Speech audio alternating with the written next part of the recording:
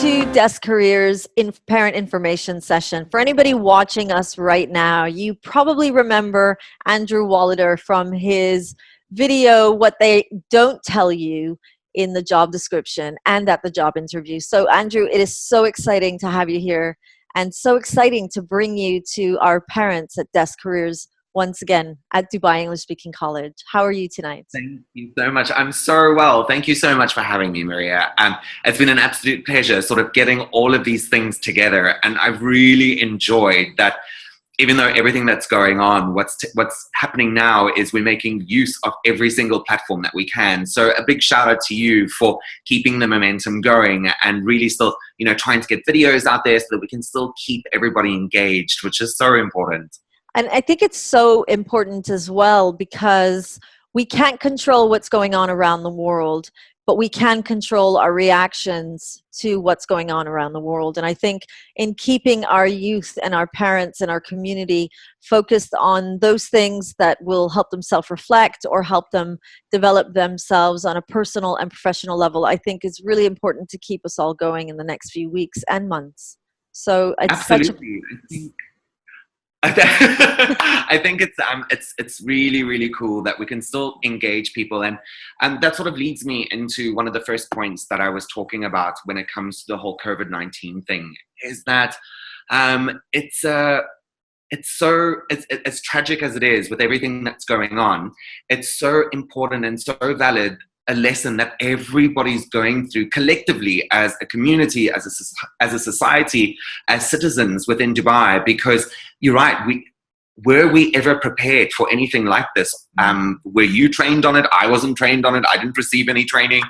And you can speak to anybody in any industry. What they'll tell you is, I've had 30 years experience or I've had 2 years experience. Nobody fully prepares you for this. And I said it in the video that this is why it links so beautifully to the young adults or the kids that are watching or that will attend the talk or however we'll get it out there, that you don't ever fully prepare for when you go into the workplace. And what happens when you're not always fully prepared is that emotions, those intrinsic emotions, can sometimes get the better of you. And that's why with the talk or with the facilitation, however we go about doing it, it's really important that I want to open up with COVID-19, because it's, as a community, it's really bringing us together.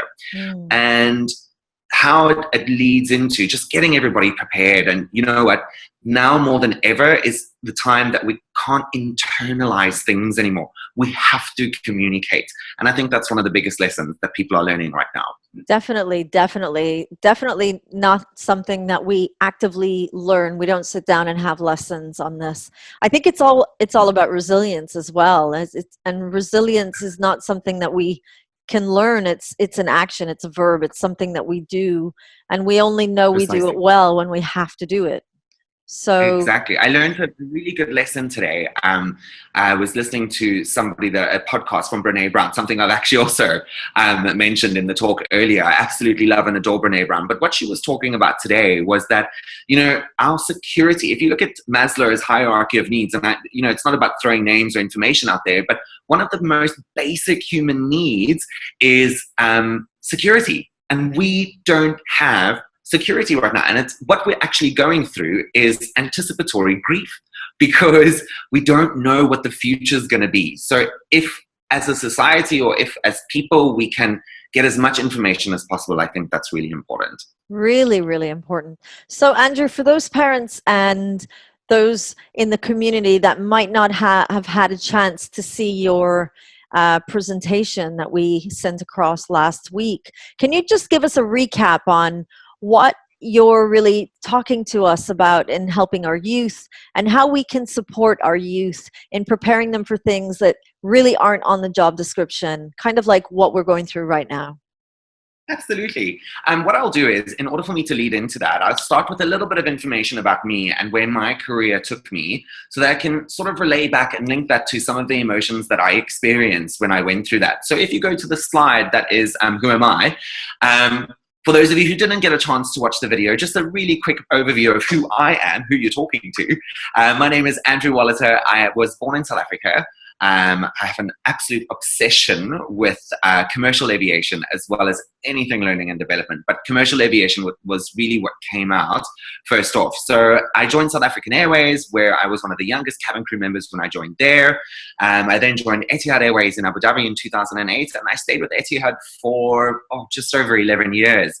And throughout my 11-year tenure with Etihad Airways, I grew really, really quickly. So in order for me to become an in charge of a narrow body jet, I was 23 years old. I was Etihad's youngest. And then I became a cabin manager who was in charge of the wide body jets. And that was at age 25. And when I was 25, walking on board an aircraft that I'm all of a sudden in charge of, with every single crew member around me that is older than me, plus there are managers that have to report into me on the aircraft, huge lessons there in terms of first times.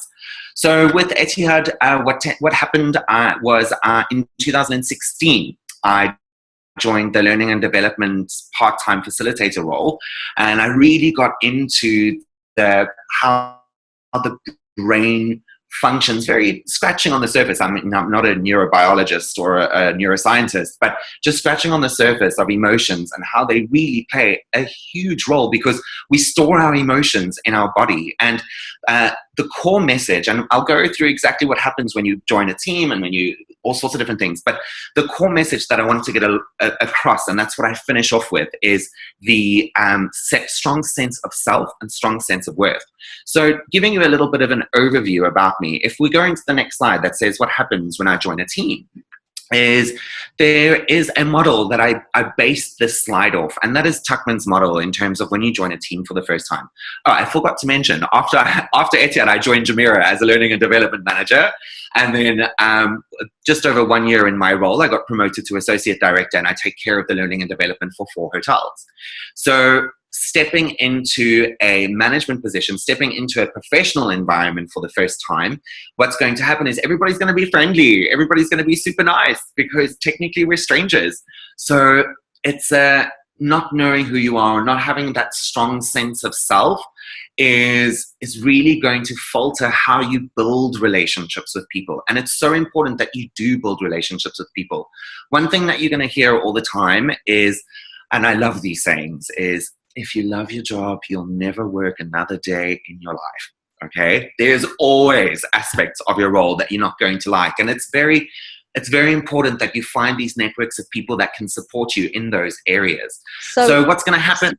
Sorry, Andrew, just because I want to make sure that we're not kind of making you do the whole presentation. So is it okay that I'm going to jump in there? No, I love what you're doing right now, but I want to jump in there and kind of ask you questions that parents would have been able to ask you if they were face to face with you. So in hearing that, we hear this a lot, and I see this in the careers office all the time, students telling me, you know, people say that I need to do something I absolutely love, and I don't think I'll like doing that. So as parents, how do we support our youth? How do we support our children to understand that there will be elements of work that they won't enjoy, but it doesn't mean that that's not the right career for them? Absolutely. A great question. So what tends to happen is, I think, the most important part, and I don't want to give too much away, and I said it in the video that went out last week as well, is this is a message that I really, because it's a consideration and it's a question that I'm going to ask the kids on exactly how to find out what their passion is. And it's how that leads into, I love everything L&D. I'm so excited when I can get in front of a room, when I can see people learning, when I can see people becoming the best versions of themselves. But at the end of the day, every role has a little bit of paperwork, and I am not Excel's strongest user, I'm not going to lie. And I hit those blocks when I see an Excel spreadsheet come my way. It's almost like a slight panic, and I just go, oh my, whoa, how do I handle this? How do I navigate through this? And one way that has really taught me one way that I've taught myself using Brene Brown and her podcast, was they call it a TFT, which is a terrible first time. So what tends to happen is you're going to face something that you don't like, whether you're doing something you're absolutely passionate about, whether you're doing something that you a little passionate about, or whether you're just going for an income. And at that age, also just leaving school and going into the job market, they're not going to have that entire, oh, this is exactly what I need to do with my life. But what I want people to know, or what I want them to know, is that when they take a chance in trying something new, it's going to lead them into another possibility. So if they didn't take that chance or take that step into something that might be a little bit uncomfortable and might not be 100% aligned with what they're going to do, it's going to open just a little window of opportunity. And once that little window of opportunity opens up, then another opportunity falls in there. And I'll give you an example of this, Maria, is I've wanted to start a YouTube channel for ages. And a couple of years ago, I finally took the first step in starting it. Now, I was only focused on making one video. I knew I wanted to make a series, but I thought to myself, let's just get that uncomfortable one video out there. And a year later, I'd released 42 videos. But if you asked me what the title of my 42nd video was going to be when I was making my first one, I wouldn't be able to tell you. Because as you take those steps in something that, like I said, is a little bit uncomfortable, and it's going to be uncomfortable for a little while. And every time you do something new, it's going to be uncomfortable, and it will never not be uncomfortable, but you can normalize the discomfort. And that's so great, Andrew. But again, as parents, how do we do it? It's hard as parents, right? So how do we do it? How do we make them trust that it's hard right now? Because we see this as educators as well. We see that young people, they know that it's going to be challenging, and it sometimes takes quite a bit of encouragement to make them believe that they can get through the next hurdle. So you see them in learning and development when they come in and they're working. What's that one trick that you think works and parents can consider trying it with their young children or their teenagers or their, near graduate university children? What's that one tip that you think, you got to try this, it's going to work? Firstly, I think one of the things that you've got to realize is that you've got to lead as a parent or as an educator or a facilitator. You've got to lead by example. So the first thing is people see me try new things for the first time. So in terms of learning and development, when it comes to releasing footage or doing a lesson or trying something new or launching an event with something, people see us doing new things for the first time because we technically are the change agents. And then one of the biggest things, and this is a conversation I've actually had with my parents, is be very mindful of how you talk about when you did things for the first time as a parent. Because believe it or not, they are listening. They have no other example in the professional life or the job market of how it's been done. So who are they going to follow? The people that they trust the most. Exactly. So what's going to happen over there is just when you're talking about when you did something for the first time, don't talk it down to failure or, you've got to try and you've got to fall down. You've got to learn the hard way. I think step away from that. I think what's really important is explaining to them that, you know what, share the stories because that's how we connect as human beings, and just go, do you know what? This is when I did something new for the first time, and this is how I felt. And these kids are at an age now where they can understand a lot more than what they did when they were younger about emotions. And it's also an opportunity when kids get to this age for parents to be slightly more vulnerable around their kids, to show that we aren't the superheroes that you thought we were when you were 3-4 years old. So that's a big one, isn't it? That's a really big one. So let's talk a little bit about leadership and what you're supposed or what you're expected to know and what they don't really tell you about leadership. Lots of dimensions to that question. So I'm going to try and simplify it as much as possible. When it comes to leadership, depending on, and not about using titles, but where you are in the leadership realm. So if you're a first-time leader, okay, what they don't tell you is you're probably going to micromanage. And people in your team are probably going to get a little bit annoyed by you. And if you are generally young managers are going into a role for the first time, and I see it a lot, and it's beautiful because that micromanaging shows me that they're passionate. They really just want everything to be perfect. So as a new manager, just be mindful of the micromanaging. You really want people to shine, and you also want to shine because you're also on your career journey building up. So the first piece of advice is micromanaging has to happen so that you can learn the lesson. And generally how you're going to learn the lesson when you micromanage is somebody's going to turn around and say to you, just give me some space, let me breathe. And that's exactly what happened to me. I'll never forget. I was on a flight years ago, and I was so focused. I was in charge of the whole aircraft, but I was everywhere all of the time. So number one, I'm exhausted and I'm dying after a flight because I was trying to be everywhere all at once. And I passed a comment to a crew member, and I said to her, oh, you know, are you going to put your jersey on before you go out for service, or take your cardigan off before you go out for service according to the uniform standards? And she just said to me, look, I was just about to do it. And then I thought, okay, that was a sign for me that I am now micromanaging and I need to step back. So that was me as a 25-year-old new manager for the first time. And then another one is when you progress within your role. So if you go from a first-time manager to I would say a mid-level manager now. So you've learned the art of delegating a little bit more. You're trusting people a little bit more to perform. All right. When it comes into mid-level management, now is when you are starting to have the uncomfortable conversations if one of your team members is not performing. So the biggest lesson as a middle manager is when you're providing feedback, and I'm the first person that will tell you I cannot stand the saying, feedback is a gift. It's not. No human being likes feedback. What we love is attention. Okay. Studies have proven that over and over again. So the mid-level lesson that I would learn is the uncomfortable conversations. Start getting comfortable with emotions because you cannot run away from them. And I love this. Yeah, this is so great. And as I'm hearing you talk, I'm just thinking, parents watching this, I hope that you're also being, as a parent right now, recognizing that levels of leadership sounds a lot like parenting. So in that micromanaging, I can really see that as parents, if we're micromanaging our children, micro-parenting, I think I'll call it.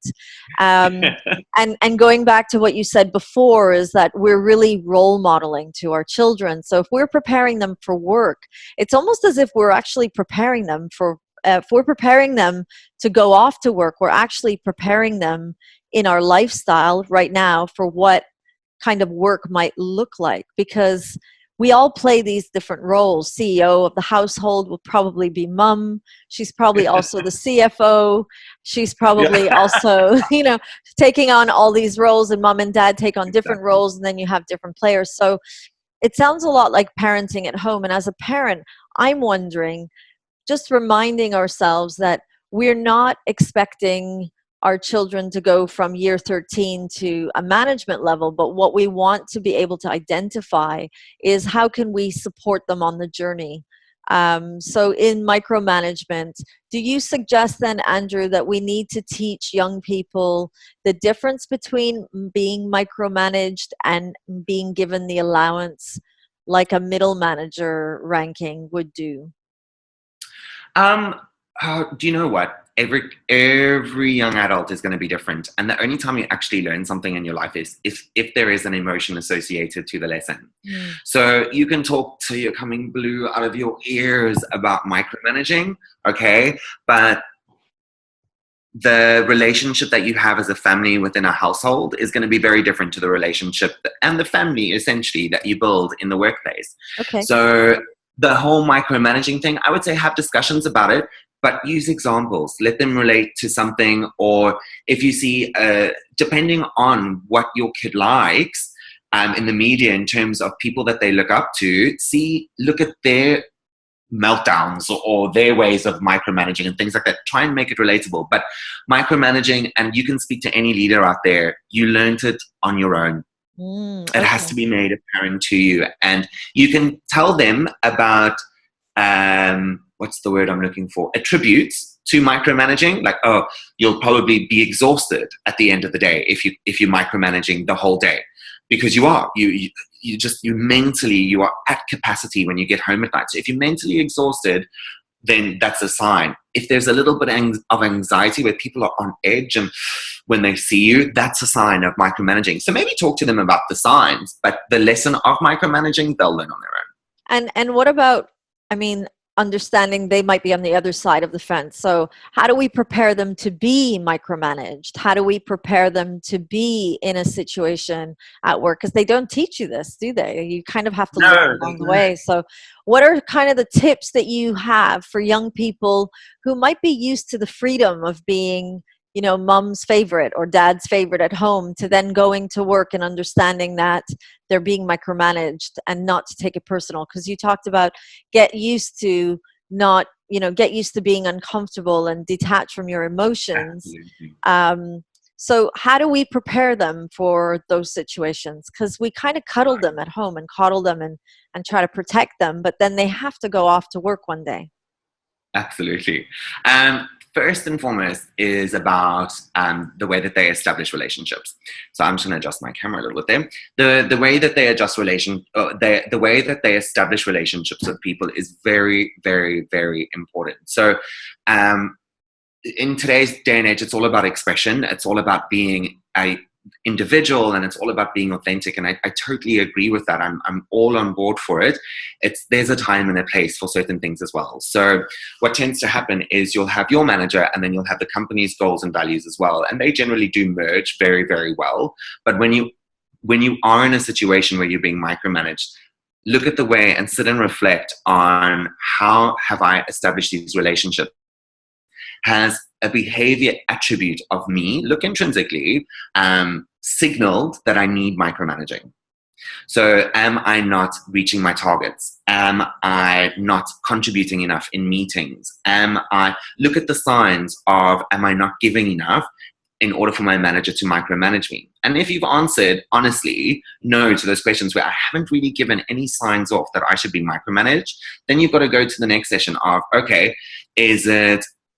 am I being triggered to think that I'm being micromanaged? Is it almost a little bit of an illusion? Because now remember, you've joined a team for the first time. You're in the workplace for the first time. So you're going to have all of these insecurities. And you're still establishing those relationships. So you're going to internalize them all the time. So my biggest piece of advice is keep that close network of friends, of people that you can just have a little vent to and talk about it. Because we tend to, if we're not doing well at work, we always tell our friends about our promotions. We always tell our friends about a project that was really successful, and we got this buy-in, and we got this deal, and we tendered that. But we rarely ever tell people that, oh yeah, my boss really went psycho at me today, and I think I made the mistake. It's when it comes to the way that a manager manages you or a leader leads you, it's a reflection of each other.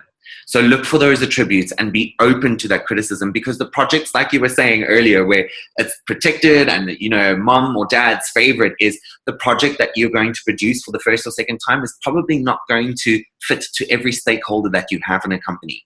So you might produce something that your manager likes, but if it's going to senior management, they might not like it. And they also don't have time to coddle you because they're running massive corporations. So it's again about that sense of, and I'm going to keep the carrot dangling over here, because it's a series of questions that I'm going to ask them to make them really think about what makes them individual. And if you walk into an environment where you are, I know what makes me tick, I know what makes me move, that's going to give you a stronger sense of, okay, maybe my manager's going through something at the moment, or maybe I'm not producing what I should produce.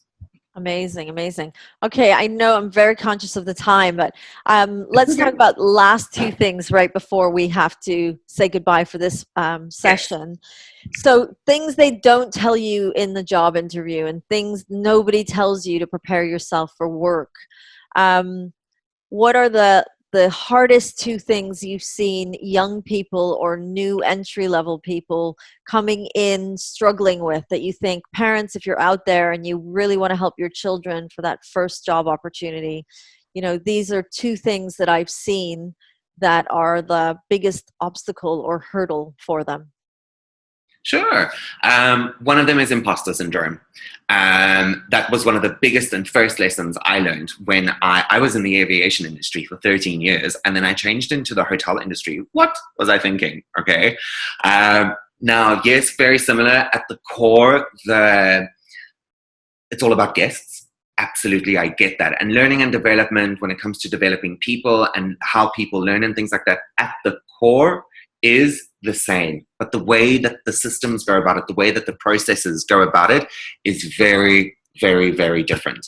The biggest thing is don't try and pretend you know what's going on to impress someone. But that's a hard one. That's a hard one, though, isn't it? Because you almost, I think sometimes it's not that you want to be an imposter, it's that you don't want to be caught out.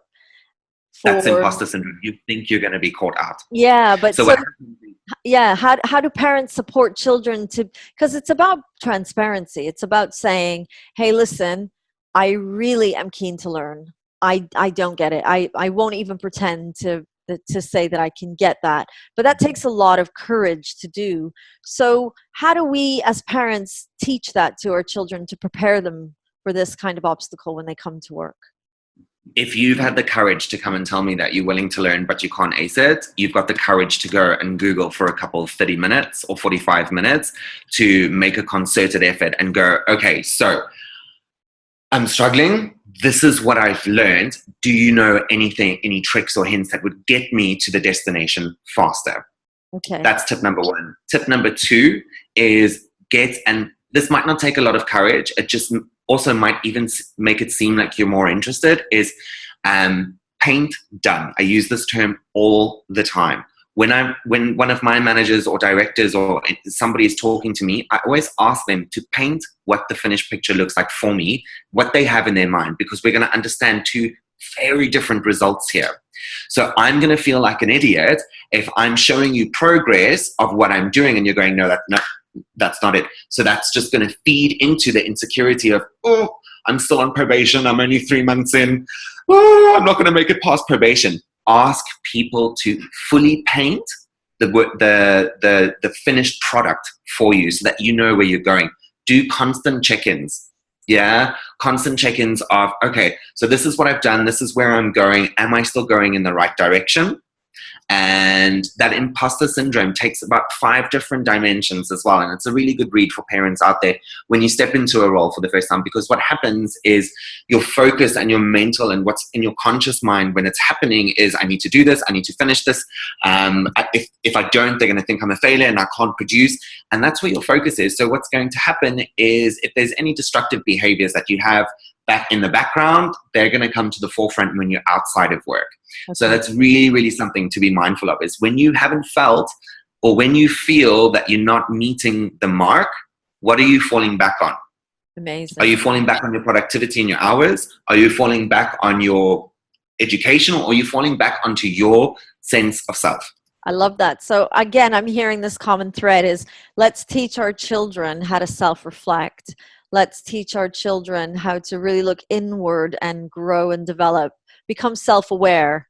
And I think in watching what you're saying tonight and hearing what you're saying tonight, what I'm hearing is the best form of preparing young people for work is to really help them to be authentic, be transparent, be ready to take the leap in trusting that this opportunity is going to help them grow on a professional platform and on a personal platform, really start to recognize what they're learning from the experience and kind of go with it. Absolutely. Absolutely. Everything is, and never underestimate the power of planting a seed. As a parent, when you were talking about going inward and self-reflecting in an area, and it's a really good point, but everybody's life's journey is completely different. But don't ever try and force something onto someone, because that's generally going to push them away. So my only piece of advice today is never underestimate the power of planting a seed. As a parent, show them what self-reflection looks like. Give them a couple of hints or Instagram accounts to go and follow or TikTok accounts to go and follow.